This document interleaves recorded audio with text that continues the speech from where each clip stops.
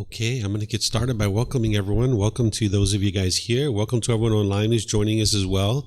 This is the first day of a 5-day course that I'm teaching where I'm going to help students to develop a foundation in the path to enlightenment.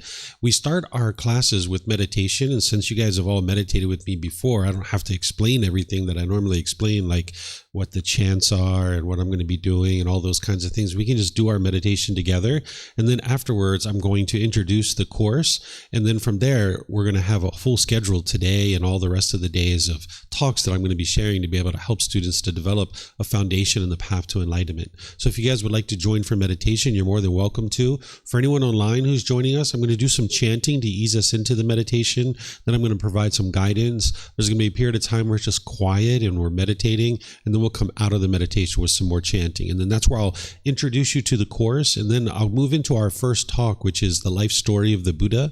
We're going to take a mid-morning break, and then I'm going to teach what is enlightenment, so you'll know what this mental state is, talking about the ins and outs of that. We're going to take a lunch break for about an hour and a half, and then when we come back in the afternoon, I'm going to teach Buddhist chanting. So if you guys would like to join along for the meditation, you're more than welcome to, and I'm going to start with the chanting. Arahang Samma Sambuddho Mahakawa Bhutang Mahakavanang Apivateyami Savakato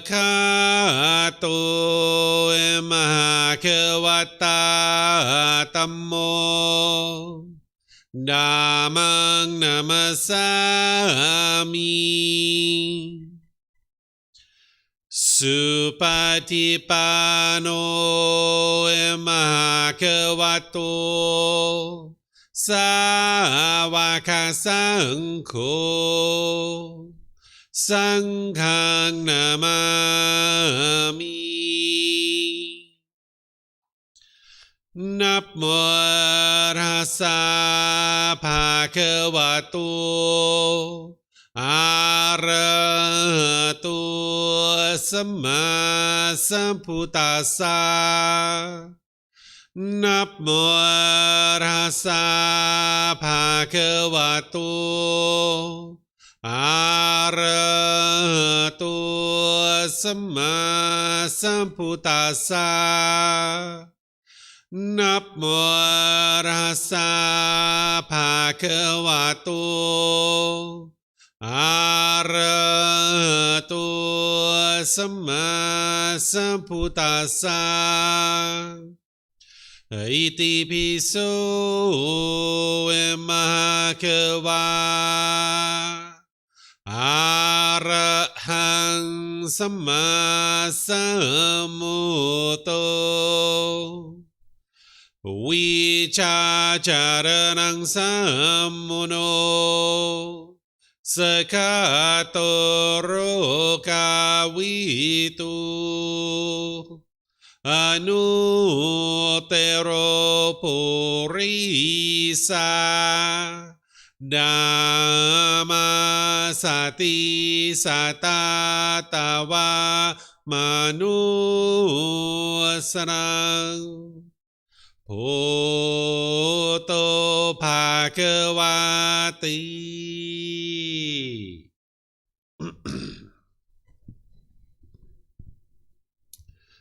Okay, with the lower body and hands and arms comfortable, and the upper body erect, just close the eyes and start breathing in through the nose and out through the nose. Here you're just looking to establish the breath, a nice, natural, steady, consistent breath, not forced or controlled, just a gradual inhale through the nose, experiencing the full breath. And then whenever you're ready, exhale out through the nose. Breathing in and out.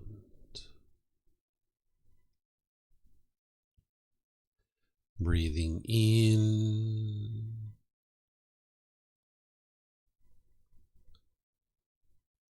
and out.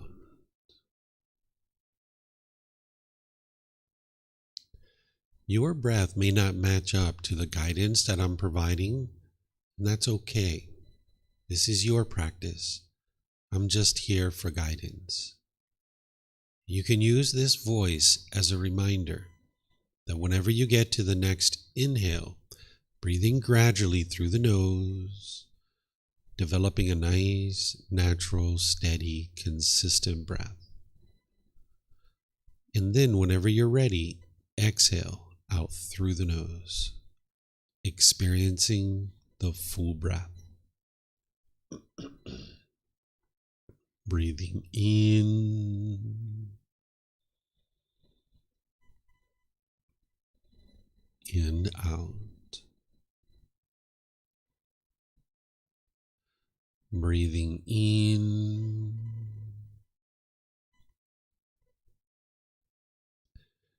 and out.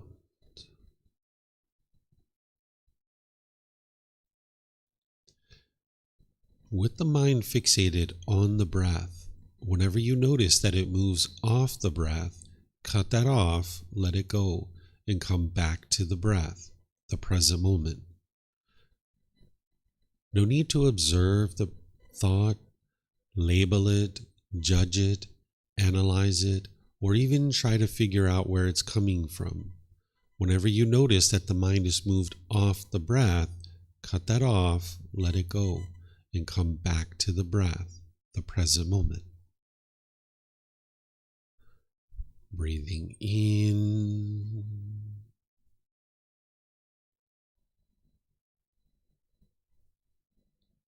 and out.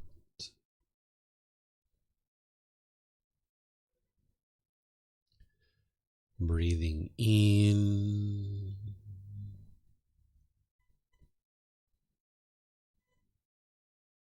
and out.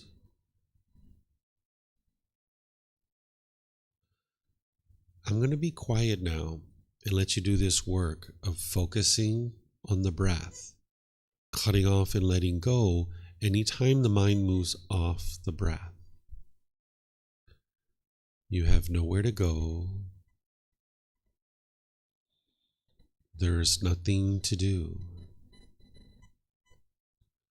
No one needs you right now. This is your time to focus on the breath. Breathing in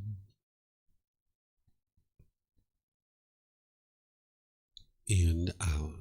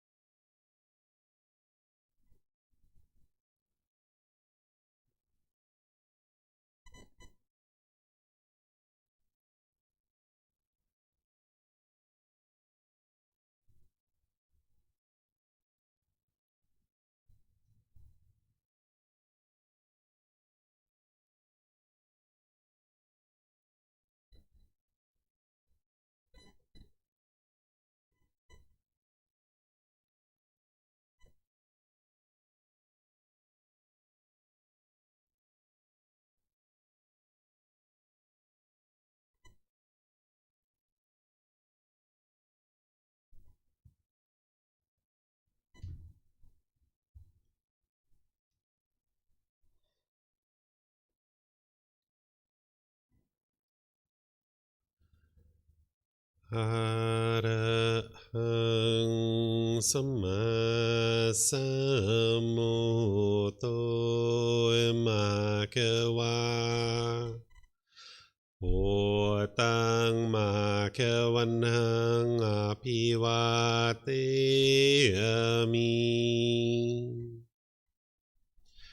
Savakato emakewata tammo Dhammang namasami Supatipano emakewato Savakasangho Sanghang namami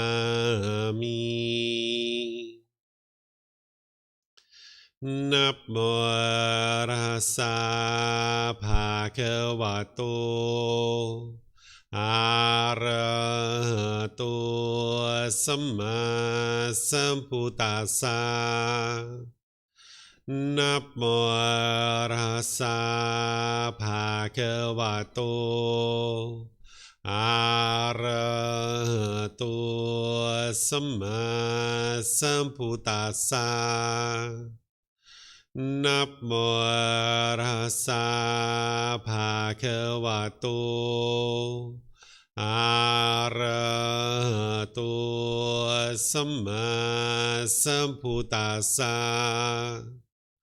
Iti piso emakewa Arahang Samma Sambuddho Vicacaranang sammuno Sakato rokavitu Anutero purisa Dhamma sati satatawa manusanang Oto bhagavati.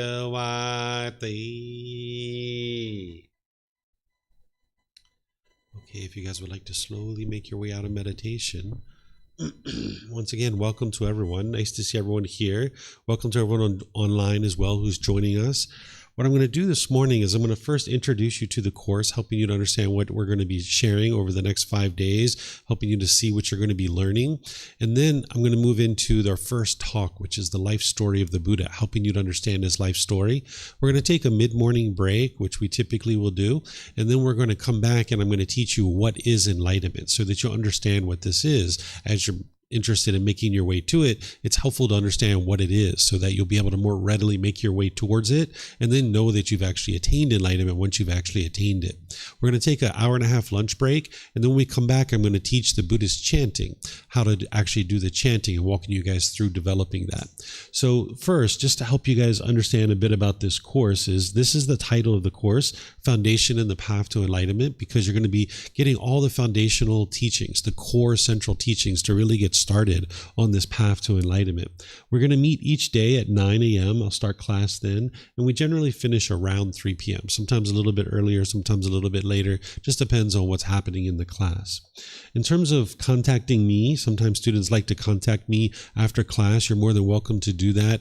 Or if you're coming to class here during the course, you're welcome to come. You don't have to let me know that you're not coming, right? I'm not taking attendance or anything like that. So if you're not coming to class, it's okay. If you're coming to class, you'll learn. I'll help you to understand the teachings of the Buddha, but if you're not, that's okay too. You can come and go as you please. This contact information is more so after the course, that you're going to need help beyond this course, that you're not going to get to enlightenment in 5 days. And all this information is on our website, so you're always welcome to contact me in any of these ways as you need personal guidance on the path to enlightenment. In terms of how our course is structured and the way that we kind of do this is that each morning we start with chanting and meditation, giving you guys an opportunity to build up your meditation practice. Then around 9:30, I'll move into a talk about the teachings of the Buddha. Some people call this a Dhamma talk. The word Dhamma means teaching, so it's a talk about the teachings. Then we're going to take a mid-morning break. Somewhere between 10:30 and 11 is when we usually take our mid-morning break. Then we come back and I usually share a second topic in the morning. Then we tend to take a lunch around 12 o'clock. Again, sometimes earlier, sometimes a little bit later. It just depends on what's going on in the class. And we generally have an hour and a half lunch break. I'll let you know each day when we're going to lunch, what time we're going to be coming back and what time we're going to be restarting. Then we generally restart around 1:30. Again, sometimes earlier, sometimes a little bit later, depending on the day. And then usually in the afternoon, I'm focusing on a talk on meditation. We're going to do meditation in the afternoon as well, but then you're going to learn about some aspect of meditation, where today is going to be learning the chanting that helps you to ease into the meditation and get more benefit out of the meditation itself. But we're going to actually do meditation in the afternoons as well, so that you guys get into the ability to do at least 2 or 3 meditations a day, which is going to really transform your mind. That's what you would ultimately like to build up to. So you'll be able to get kind of that momentum going as part of our course. And then we'll finish around 3 o'clock. Again, sometimes a little bit earlier, sometimes a little bit later. And then all of this builds for 4 days where I'm sharing the foundational teachings with students. And then I invite students out on a field trip to some local temples on Friday, where if you would like to go see these 2 temples, there's a forest temple, there's a temple up on the mountain. These are 2 different branches of Buddhism within Thailand. And I take students out to be able to see these so that you can learn the artwork, the architecture, and the symbolism of a temple. And you can feel very comfortable joining to go visit a temple where you can walk in and it's almost like the temple walls speak to you. Whereas if you just went to a temple without understanding the teachings of the Buddha, it's kind of like, okay, that's pretty. Let me take a picture of that. Right? And it's like, oh, that's interesting. Let me take a picture of that. But if you actually know the teachings of the Buddha, what you're going to see is that the teachings of the Buddha are embedded in the artwork, the architecture, and the symbolism of a temple. And when you understand that and you go to a temple, it's almost like the temple walls are speaking to you. So this field trip on Friday is kind of like a classroom without walls, where we travel around to these 2 different temples and I help you to understand the artwork, architecture, and symbolism, so that when you visit temples in the future, the temple walls will kind of speak to you, and it's almost like a living library as you're walking around these temples. So if you're interested in going to that, you're welcome to do that. Even people who aren't in this course are welcome. You'll see that other people will join us. So if you run across people this week that are interested, they're more than welcome to come. If they're here at 9 a.m. on Friday morning, that's when we'll actually be leaving for the temple tour. So we actually go to 2 different temples. We have lunch at a Hill Tribe restaurant along the way. You'll be able to see it's a really wonderful day. So I'll talk more about this on Thursday when we get closer to it, so you'll know more information about it. In terms of what I'm going to be teaching and how I'm going to be doing this is I'm going to be using this book, Developing a Life Practice, The Path That Leads to Enlightenment, as a foundation for this particular program. There are certain chapters that I'm going to be teaching you, chapters 3, 4, 5, 7, 8, 9, 10, 11, and 13. You can actually acquire this book at no cost. You can download it from our website. You can take it and go print it if you like. You can get printed versions here by just reimbursing us for the printing cost, or you can order it on Amazon, because there's some things that are in the book that aren't in the classes, and there's some things that are in the classes that aren't in the book. So a combination of the 2 will really help you to be fully informed. And whether you're reading this week or you're reading after the course, it's really up to you. But you'll notice that if you're doing both, it'll really help you. So you're welcome to get a version of this through our website, or Amazon even has Kindle versions. You can get printed versions. It's the first volume of a 13-volume book series. There's some students that have been studying with me for many, many years, and they say they've read this book about 8 to 12 different times. And each time they learn it or read it, they learn something new. So this isn't the kind of book that you'll just read one time and be done with it in 2 weeks and set it aside. You'll actually probably sit with this book for a very long time, maybe multiple months and years even. You know, there's students who have been studying with me for 5 or 6 years that still read this book from time to time, because there's information in there that each time you go through it, you're going to glean more and more understanding of the teachings of the Buddha. So it's really helpful if you acquire one of these books. The topics that I'm going to be teaching you are, starting today, the life story of the Buddha. So if you're going to journey on this path to enlightenment and interested in attaining this enlightened mental state, it's helpful to know about this person's life. So I'm going to teach you his life story. Then I'm going to take a mid-morning break, and when we come back, I'm going to teach you what is enlightenment. This is kind of like understanding the goal of the teachings of the Buddha. Because if somebody came to you and said, hey, would you like to go to Chiang Rai? You say, well, what is Chiang Rai, right? If you don't know what it is, you'd be like, well, what is it, right? You'd be interested to know what it is. And someone's like, oh, it's the city up to the north, and you got to go over the mountains, and it's 3 hours away. And when you get there, they have these things and those things and these things and those things. And you're like, oh, okay, yeah, I think I'd like to go. And now you'd be able to more easily navigate your way to this city. And once you arrive to that city, you know that you're there because you start seeing the things that people were telling you about. So this enlightened mental state is the same way. If you know about it, and the more you know about it, you'll be able to more easily navigate your way to it, and you'll know that you've actually arrived. When your mind is actually enlightened, you'll know if you understand what enlightenment is. So I'm going to teach you guys about the ins and outs of what enlightenment is. Then on Tuesday morning, I'm going to teach you the Four Noble Truths, establishing right view. This is the very first beginning teaching of the Buddha, where you can understand the problem in the mind, the cause of the problem, the elimination of it, and the path forward. The Buddha focuses you on inner development and growing and developing as an individual, and you need to understand what the mind is experiencing in terms of the problem that he discovered, and then how to solve that problem. So I'm going to start you off with that. That's the very first teaching that he would guide each of his brand new students to be able to learn. Then this teaching of the Four Noble Truths is part of the Eightfold Path. This is the core central teaching of the Buddha. If you're interested in getting to enlightenment, this peaceful and joyful mental state that the Buddha shared, you're going to need to know this teaching inside and out, backwards and forwards, left, right, up, down. You're going to need to revisit it more than one time. So I'm going to be teaching you that in a very thorough way. We're actually going to spend our entire morning for 2.5 hours learning these teachings here, because these are the real beginning of the path to enlightenment. Then on Wednesday morning, I'm going to be teaching you transforming the three poisons: craving, anger, and ignorance. This is where you're going to learn about a high-level understanding of the more detailed details of what the Buddha understood as the problems and the solutions in the mind. Where the Four Noble Truths is going to give you a little window into it, the three poisons are going to take you a level deeper. So it's going to broaden your understanding. It's going to deepen your understanding of what's really going on in the unenlightened mind and why you experience what you experience, and then how to fix it and how to solve it. Then also on Wednesday, I'm going to teach you what's called the 5 Precepts, a householder's guide to daily practice. If you've learned that the Buddha taught no killing, no stealing, no sexual misconduct, no lying, and no intoxicants, the Buddha actually didn't teach this. That's not from him.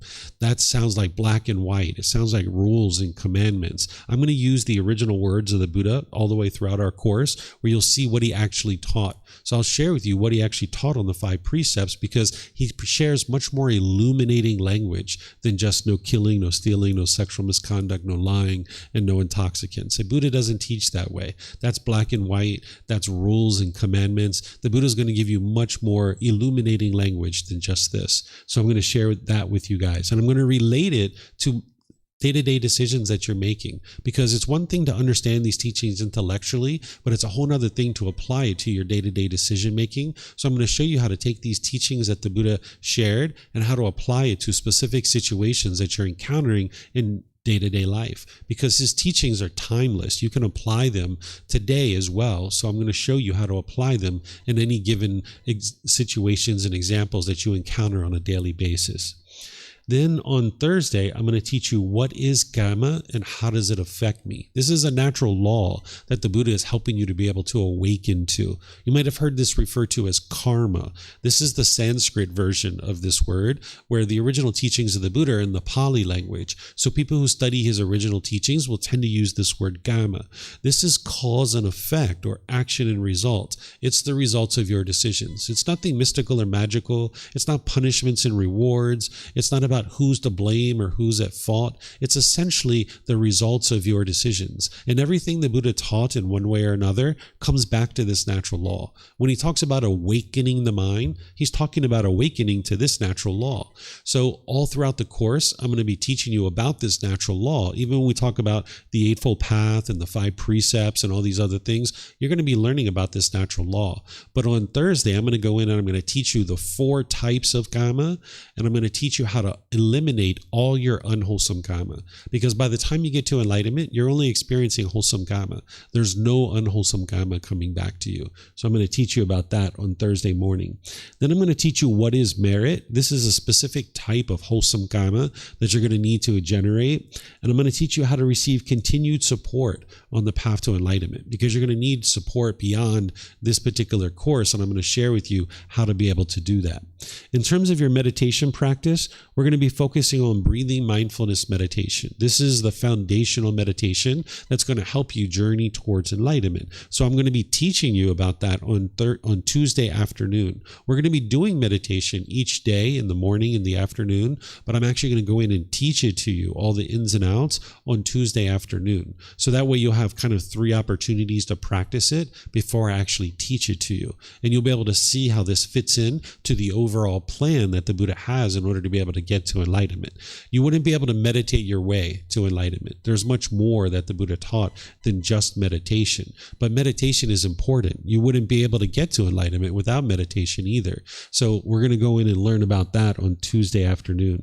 And I'm going to teach you the seated, lying, standing, and walking positions. On Wednesday afternoon, we're going to do walking meditation. This is good if somebody has an overactive mind, if you find it really challenging to just sit and be still and be calm, and your mind is kind of obsessively overactive. This is really good for you, walking meditation. So I'm going to be teaching that on Wednesday, and we'll be doing that together. And then we're going to be learning Buddhist chanting this afternoon, and we're going to be doing it each time before meditation, so you guys will get a chance to practice your Buddhist chanting practice. And by the time we get to the end of the course, I'm going to teach you how to take everything that I've taught and integrate it into your day-to-day life. Because if we spend 5 days together and you learn certain things here, that's great. We've had a good time together. We've really enjoyed that time. But where you're really going to get the benefit is by integrating it into your day-to-day life. That's where the real transformation occurs. Sometimes people go out to these retreats for however many days, 5, 10, 20, 30 days. But then when they go back to their normal life, they have a really hard time integrating what they've learned into their day-to-day life. So I'm going to teach you how to take the lessons from this course and integrate it into your day-to-day life so that you can experience real improvement and real benefit on the path to enlightenment. So this is what I'm going to share with you guys over the next 5 days. Do you guys have any questions on this? No questions? Okay, let me see if we have anything online. For those of you guys online, you can ask questions by putting that into Facebook, YouTube, or in Zoom. Or in Zoom, you can electronically raise your hand, unmute your microphone, and ask any questions that you like. Okay, I don't see any questions online either. So what I'm going to do then is move into this very first talk about the life story of the Buddha. This is in chapter 19 of our book, and the chapter is titled The Difficult Human Existence, Sickness, Aging, and Death. The reason why it's referred to this way is because this is part of the 4 observations that the Buddha had that motivated him towards this journey to enlightenment, this sickness, aging, and death. You guys will understand when I explain the life story of the Buddha. Because in the unenlightened state, life can be pretty difficult, right? That's not a pessimistic view. It's just kind of acknowledging what is really being experienced, that, there's a lot of struggles and difficulties that you experience. But by the time you get to enlightenment, there's no longer any struggles or difficulties. Life is very straightforward. It's seamless. Everything's at ease. So I'll share with you this life story of the Buddha, helping you guys to understand it. And what I've done is I've organized this talk into these sections where we're going to talk about his birth, his early life, his journey to enlightenment, and then his teaching period. And then we'll talk about this sickness, aging, and death as well. And what I typically do in all these talks that I give is I pause at different times, opening up for questions so that you guys can ask any and all questions that you like, because that's an important part of the learning process, is to gain clarity. Because there's surely things that I'm going to be sharing with you guys over the next 5 days that are different than what you currently understand. If you were in a class where the teacher is teaching things and you understand everything and you've already learned those things other places, you're in the wrong classroom, right? Because there's no growth there. There's no development. So when I'm teaching, you're surely going to hear things different than what you currently understand about the world. And that is really helpful, because the reason why the mind isn't enlightened is because it's lacking wisdom. It's lacking understanding about the world around you. And if you're not learning and growing and developing about the world around you, then you're not making your way to enlightenment. So as I pause at different times, you guys are always welcome to ask any and all questions while I'm teaching. What I'm going to do is pause at different times. You'll see when I teach, I kind of teach for 15, 20, 30 minutes and then open up for questions, teach another 15, 20, 30 minutes, open up for questions. If you guys would like to ask questions here at the temple, we have microphones here in this white bowl. You just need to come get a microphone, and there's enough of you. There's almost a microphone for every single person or every single group of person, and you can just keep these microphones with you because you might have more than one question.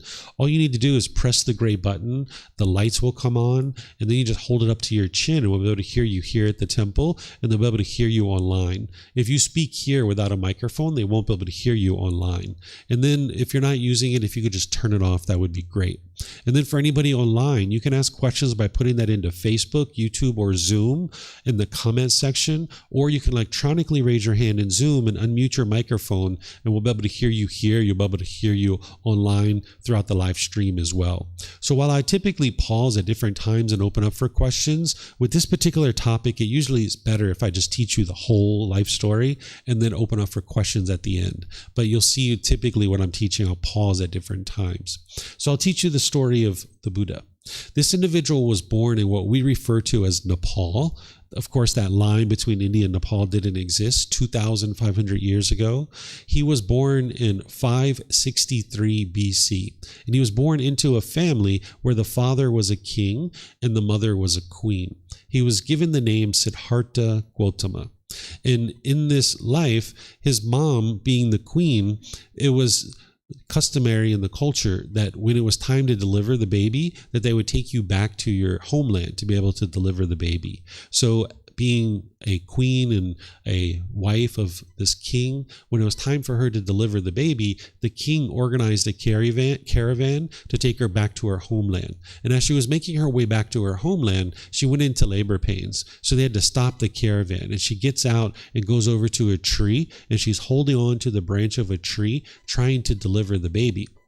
She couldn't get it out of the birthing canal. She was actually standing up, trying to deliver the baby, holding onto this branch of the tree. And the baby wouldn't come out of the birthing canal. So it ends up breaking through the side of her stomach. And because of this, she ends up dying 7 days later.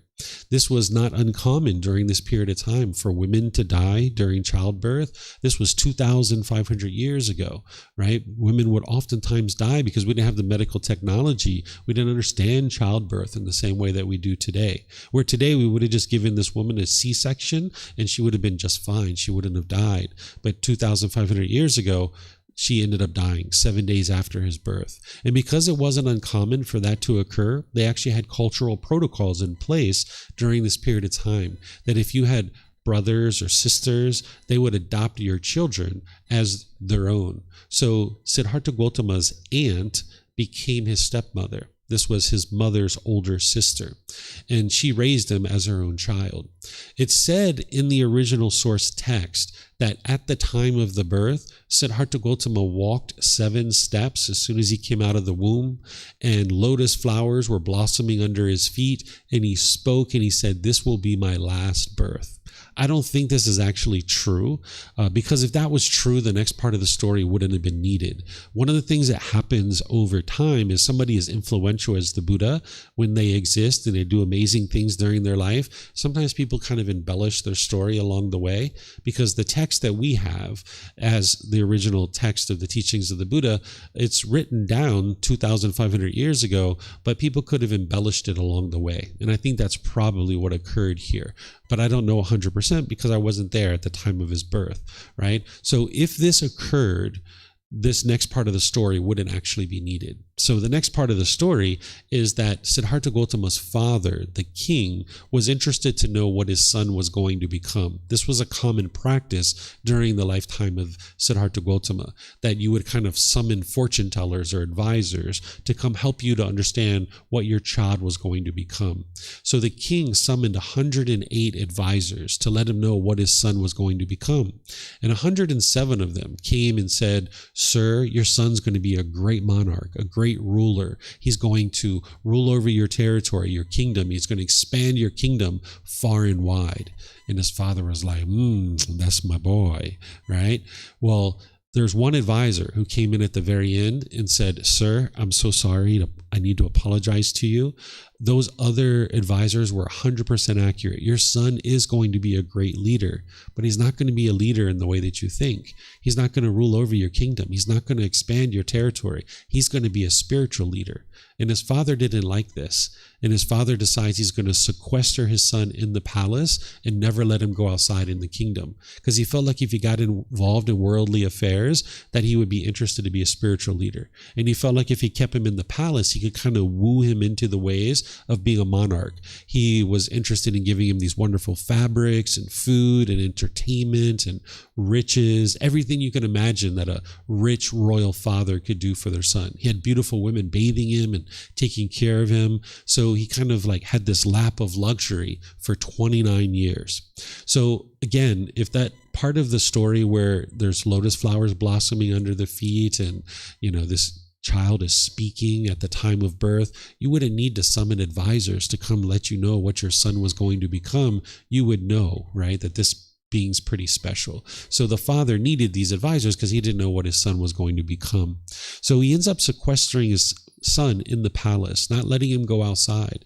And at the age of 29, Siddhartha Gotama realizes that he's about to become the king, because at this period of time, you would become the king at the age of 30. Your dad would then retire and basically be alongside of you to be able to help you become a better and better king. So knowing that he was going to be the king in a very short period of time, he decides that he was interested in going outside into the kingdom and seeing what was going on. He felt like, how could I rule over these people if I didn't even go out in the kingdom? I don't even know what the life is like outside the palace. So after being in the palace for 29 years, against his father's wishes and without his knowledge, he ends up going outside the palace, and he takes with him his royal attendant. This is like his chief of staff, his main confidant, and he takes this person out with him, and he goes outside in the kingdom. And when he goes outside in the kingdom, he has what's called the 4 observations. He observes a sickly person, an aging person, a dead corpse, and a roaming ascetic, someone who's kind of giving up life on this journey to enlightenment. So when he sees the sickly person, he sees all this disgruntledness and this agitation and frustration around this person. And he needs to turn to his royal attendant. He's like, "What's going on over there?" And the royal attendant is like, that person is sick. They're ill. They're not going to be able to work and acquire the basic necessities that they need in order to sustain their life. They're going to have struggles and difficulties because of this. And this was like mind-blowing to Siddhartha Gotama, because he lived this life of luxury in the palace where everything and anything was available to him. And if you grew up that way for 29 years, you'd probably think everybody, experienced that same thing. So to be able to see someone struggling to be able to acquire basic necessities, this was all new to him. Then he saw the aging person, kind of an older, decrepit person who was having difficulties walking and getting around. And once again, there was this disgruntledness and this frustration around this person. And Siddhartha Gotama turned to his royal attendant and was like, "What's going on with that person?" And he's like, the same thing. This person's getting older. They can't work. They can't acquire the things that they need. They're struggling in life. And again, this is very mind-blowing to Siddhartha Gotama. Then he sees a dead corpse. And once again, the family is disgruntled and sorrowful and grieving. And he needs to ask his royal attendant, like, "What's going on over there?" He's like, "This is what happens to us at the end of our life. And now this family, again, isn't going to be able to support themselves because this person was a main person that was helping them to be able to acquire what they need in their day-to-day life." And again, Siddhartha Gautama was very moved by this. Then he ends up seeing a ascetic. This is someone who's given up their worldly life in order to be able to get to enlightenment. You don't have to do that in order to be able to get to enlightenment, but that's what some people choose to do. They walk into a life of homelessness where they walk away from the household life and they become an ascetic, or we might call this person an ordained practitioner nowadays. So he saw this person off meditating, and he asked his royal attendant, like, "What's going on over there? What's that guy doing?" And he's like, "That person, they're trying to figure out this sickness sickness, aging, and death, and why this keeps occurring, and why we keep struggling in our day-to-day life because of these things. And Siddhartha Gautama decides that's what he would like to do. The way that he looked at the palace versus the kingdom is he looked at the kingdom, and he looked at life as full of misery and despair. And he wasn't interested in ruling over this misery and despair by living in the royal palace. He was interested in helping the people get out of this misery and out of this despair, this frustration and difficulties. So he decides that he's going to walk away from the palace, and he's going to enter into this life of homelessness and try to figure out how to solve this problem of sickness, aging, and death, the sorrow, grief, pain, and displeasure that an individual experiences due to these things. So at the time, he was married and he had a young infant son, and he goes back to the royal palace, and he decides he's going to leave in the middle of the night. They were sleeping at the time when he got back, so he didn't wake them up and tell them that he was leaving. He didn't understand his mind as well as he would have later once he got to enlightenment, but he understood his mind enough that he felt like if he said goodbye, like if he woke them up and hugged them and kissed them and say goodbye, that he wouldn't be able to leave. So he just kind of leaves in the middle of the night, and he takes with him his favorite horse, and he takes his royal attendant with him. And when he leaves, he kind of journeys, and eventually he gets to a point where he turns his horse go. He lets his royal attendant know that you can leave. You've been a great person to help me. And he cuts off his hair. At this time, if you were a member of the royal family, you would grow your hair very long. This is how they knew you were a member of the royal family, that you would have this long, beautiful, flowing hair. Even if you were a male, you would grow your hair this way, because it was only the royal family that had the ability to sit around, have people comb and shampoo and brush their hair, detangle it and stuff like that. Because those of us that were commoners, we would just be out in the fields working and laboring. Our hair would get all knotted up and tangled. We wouldn't be able to take care of this hair. So if you went out into the kingdom with this long, beautiful, flowing hair, they knew you were a member of the royal family. So by him cutting off this long, beautiful, flowing hair that he had for 29 years, it was basically like, I'm never going back, because nobody would ever consider him to be the king. Nowadays, if you're the king or the queen or somebody like this, they just take your picture and they put it all over the kingdom. But they didn't have that technology back then. So that's why they would grow this long, beautiful, flowing hair. They didn't know necessarily who the king was unless you had met this person. So by cutting off his hair, nobody would ever think that he was the king after that. So him cutting off his hair accomplishes other things on the path to enlightenment. And that's why still some people cut off their hair. So you're going to learn about this as we go. Not everybody cuts off their hair, but some people choose to do that. So him cutting off his hair was like, I'm never going back. I'm not going back to the palace. He ends up taking up training with two different teachers. First, he studies with one teacher for about a year, and he studies with this person because this person is claiming that they knew how to get to enlightenment. So he was interested in solving this problem and training his mind, so he ends up taking up training with this individual. This person ends up teaching them to hang himself upside down from trees, to lay on beds of nails, to starve himself, to pierce his body with metal implements. The thought was at the time that if you could cause physical pain to the body and your mind could overcome that pain, that you would get to enlightenment. So Siddhartha Gautama did these kinds of things for an entire year. And at the end of that 1 year, his teacher declared that he was a master of his teachings and said, hey, you can share my teachings. And Siddhartha Gautama realized after 1 year of training that his mind wasn't any more peaceful than it was when he was in the palace. So he decided to leave from that teacher and go spend time with another teacher. This other teacher, also claiming that they had gotten to enlightenment, started teaching him different things, but essentially the same things. Hanging himself upside down from trees, laying on beds of nails, starving himself, piercing his body with metal implements, causing physical pain to the body. And after 1 year, same thing. This teacher declared him a master. And he said, hey, you can share my teachings now. Siddhartha Gautama was frustrated with the whole thing because he realized his mind wasn't any more peaceful than it was when he's in the palace. And he felt like he had wasted 2 years of his life trying to get to enlightenment with these two teachers. So he decides to leave from these two teachers and go out into the forest and try to figure out how to get to enlightenment by himself. When he's out in the forest by himself, initially, all he understood were the same things that those teachers were teaching him. So he continues to do those kinds of things. He continues to starve himself, taking it all the way to the point where he's only eating 1 grain of rice per day. So as he was doing this, he was becoming more and more malnourished. He was causing all this pain to the physical body. He was sitting on the edge of the forest. He was meditating. His bones were protruding. You might actually see artwork and statues that are showing this, where his facial bones are protruding, his ribs are protruding. He's basically skin and bones. And as he was on the edge of the forest meditating, there was a daughter and a mother who walked by, and they see that he's basically on death's doorstep. And they go to him and they offer him some rice, and they beg and plead with him to eat this rice. He reluctantly accepts this rice from them, and he starts to eat it. And he feels disgusted in this moment because he feels like he's given up on the path to enlightenment. But ultimately, he starts to have this realization.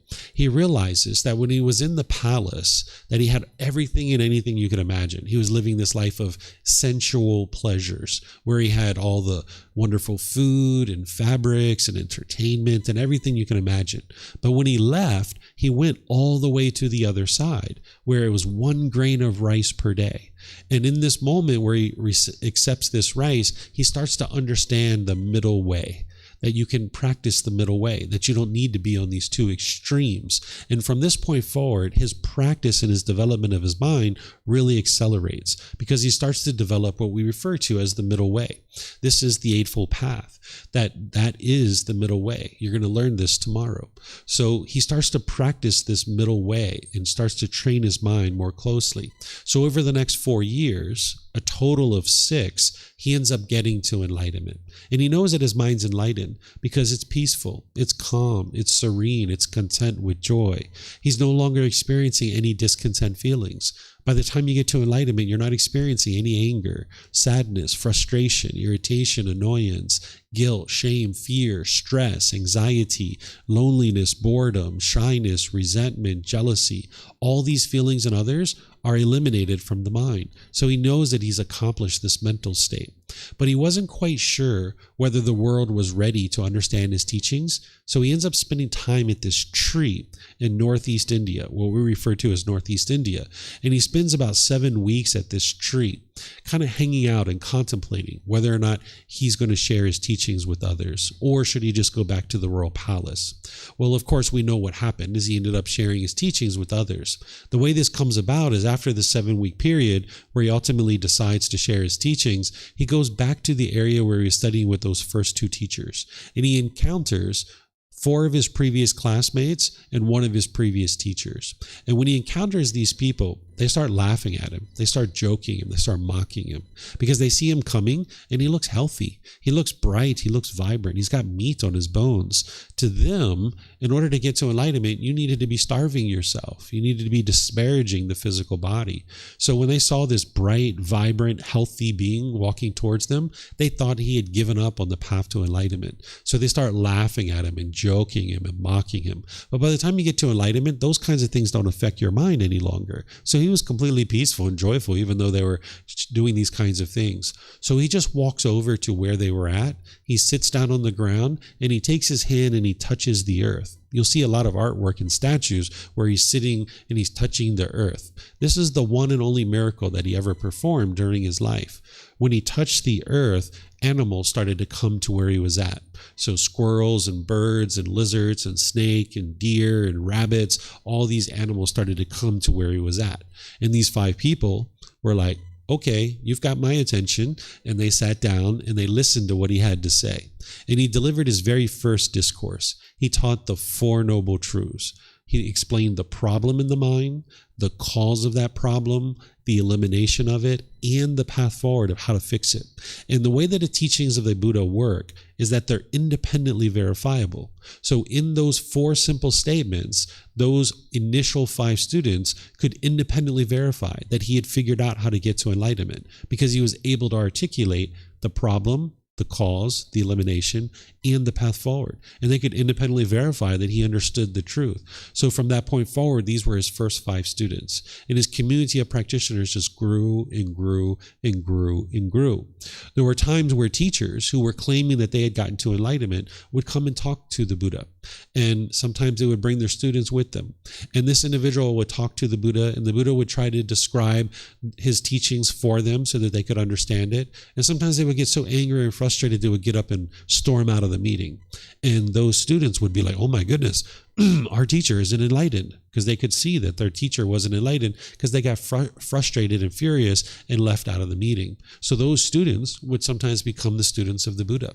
Or sometimes the teacher, understanding the teachings of the Buddha so well, they would then become a student of the Buddha and bring with them their students. So the community of practitioners just kept growing and growing and growing.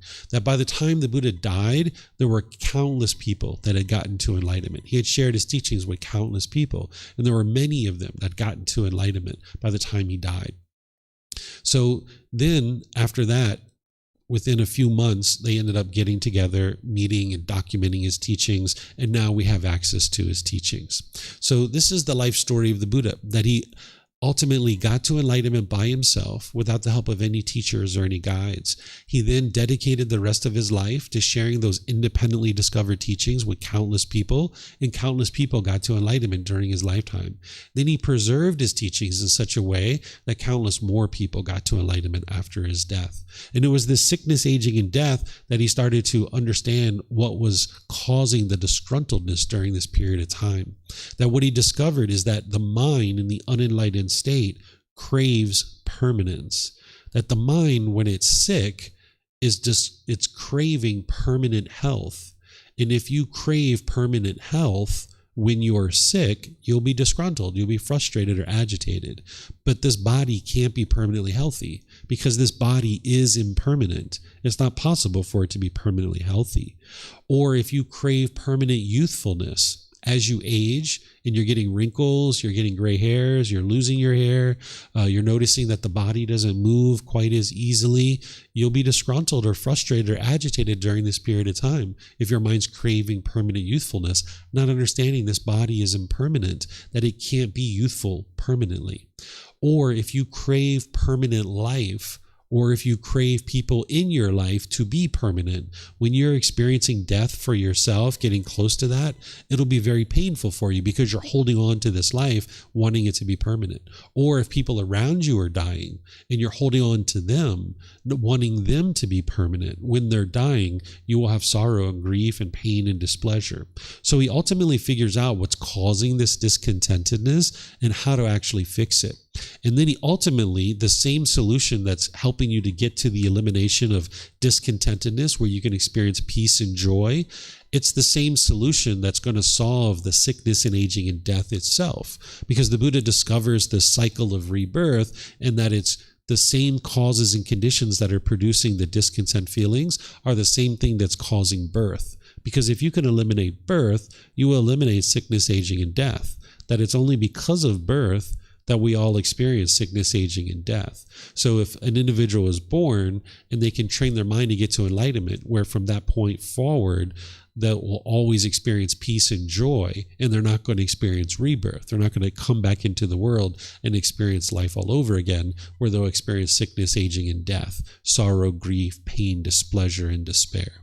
So this is the life story of the Buddha and his birth, his early life, his journey to enlightenment, his teaching career, and ultimately what motivated him towards this journey. So I'm going to see if you guys have any questions. Remember, if you guys could use the mics. And those of you guys online, if you guys can put those into Facebook, YouTube, or Zoom, or if you could raise your hand in Zoom and ask any questions by just unmuting your microphone, you're more than welcome to do that.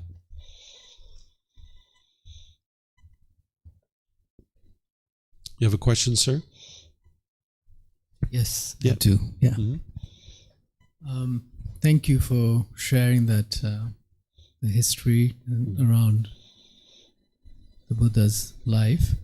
My question pertains to.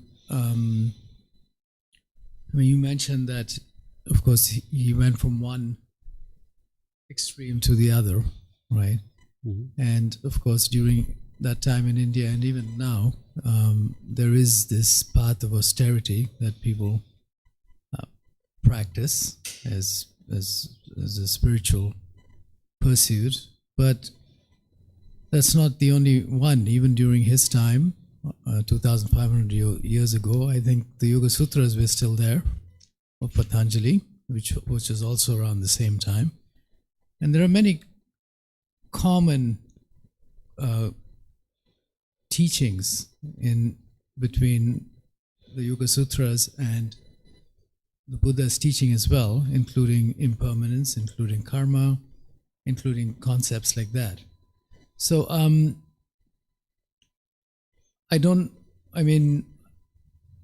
it probably doesn't. My question is, was the Buddha's learnings influenced by what was happening during that time, including the Yoga Sutras and all of that? Or because it seems like from what I hear you say is that he discovered all of this stuff on his own, right? But there may be another angle to that. Is what I'm asking. What do you think about that? Sure. So what the Buddha did is he's described what's called the natural laws of existence. These natural laws are functioning and affecting all of us, whether we're aware of them or not. And prior to the life of the Buddha, there were people that were figuring out certain aspects of these natural laws, and they were understanding to a certain degree. But by the time the Buddha comes along and he becomes fully, perfectly enlightened, he understands these things with clarity and depth that didn't exist prior to him. So for example, prior to the life of the Buddha, they were describing something called the Brahma Viharas, which you're probably aware of.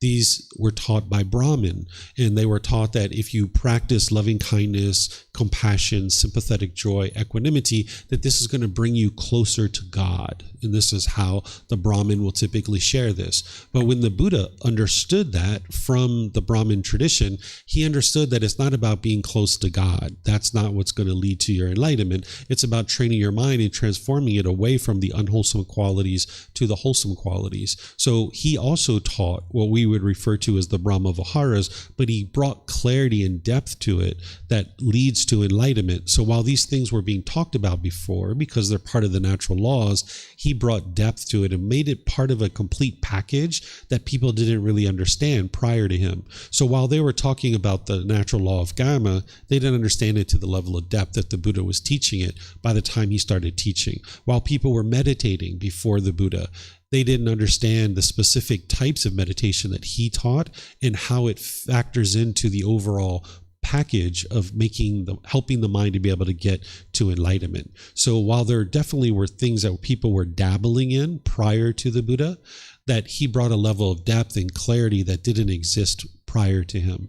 And then even you can see teachers after the Buddha, people like Jesus Christ or Prophet Muhammad, they tapped into these natural laws to a certain degree too, because you can see some commonalities between their teachings and the Buddha's teachings. But if you look at the Buddha's teachings and you understand them and investigate them and you actually practice them, you will see that it leads to this enlightened mental state that he taught.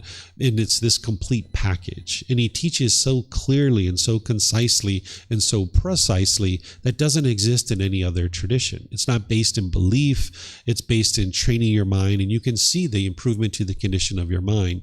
And this is the uniqueness about a fully, perfectly enlightened Buddha, is that their mind's going to be fully awake without any pollution. So their level of depth of being able to explain the teachings and the full entire package that they're going to be able to offer is far beyond anything that was being taught before him and far beyond anything that was taught after him. But you're going to see some similarities and commonalities here and there, but it's not the complete package that the Buddha taught. Okay, so let me see if we have any other questions here. Okay, I don't see any other questions anywhere. You have a question? Yes, ma'am. We have plenty of microphones. Feel free to help yourself. I'm just curious, like when you talk about the Buddha, like you say, like when he on his way to enlightenment, he doesn't feel any like bad feelings, for example, jealousy, anger, or any other bad feelings. And I just curious, like, do you feel those feelings for yourself, or right now you don't feel it anymore after like do the meditation and everything? I haven't experienced any discontentedness for many years, and that's why I've dedicated my life to being able to share these teachings of the Buddha, because I know that these teachings lead exactly where the Buddha shares that they lead, and I'm motivated and interested and have ambition to share that with other people so they can experience that same improvement as well. So at one time at a retreat several years ago, people asked me a similar question as this, and they asked me, when's the last time you got angry? And I actually didn't know at that time because I wasn't keeping track of it. And they said, well, what about your son? What would your son say? Because if you're going to get angry or frustrated, it's usually going to be people that are close to you. That's where you have the most attachment. So my son was with me at the retreat, and I said, there he is. He just walked in. He actually had just walked into the room. I said, there he is. You can ask him. I think he was like 9 years old at the time. And they said, hey, when's the last time you saw your dad angry? And basically what he said was 2017, that this was the last time he had ever seen me to be angry. So I haven't experienced, frustration or agitation or annoyance or any of those kinds of things since then. And it's these teachings that have led to that. And what I explained to you is based on my own experience. An individual who's enlightened, they wouldn't say that they're enlightened. As soon as somebody says, I am enlightened, you know that they're not enlightened, because that's the ego, that's the arrogance, that's the pride, that they're going around and bragging or being boastful about what it is that they're experiencing. But if someone asks this kind of question, like, do you still experience those feelings? We can answer those kinds of things. But whether somebody considers someone to be enlightened or not, that's a decision for you to make, right? I'm just explaining to you what I experience. I don't experience these discontent feelings any longer. And if somebody considers that to be enlightenment, then that's up to them. I describe that as enlightenment, but you won't ever hear me say, I am enlightened. Because if somebody says that, you know right away that that's their ego, and they can't be enlightened if they have ego or arrogance or pride or boastfulness in their mind. Thank you. Yeah, you're welcome. Okay, so I don't see any other questions anywhere. So what I'm going to do here is I'm going to take a little bit of a break for you guys. It's basically 15 minutes after 10. I'm going to give you guys a 20-minute break. And then when we come back, I'm going to share with you what is enlightenment, teaching you all the ins and outs of this so you'll understand this enlightened mental state that the Buddha acquired and how to actually attain it. So if you'd like to take a 20-minute break, get to know each other, use the bathroom. We have snacks here that students provide. Also outside, if you go out the main gate and turn right, there's a bunch of restaurants and 7-Eleven and stuff down there. So right now it's basically, let's just call it 10:20. So if we get back at 10:40, that's where I'll pick up and start sharing with you what is enlightenment from that point. Okay, so thank you for your questions, and we'll see you guys after your break.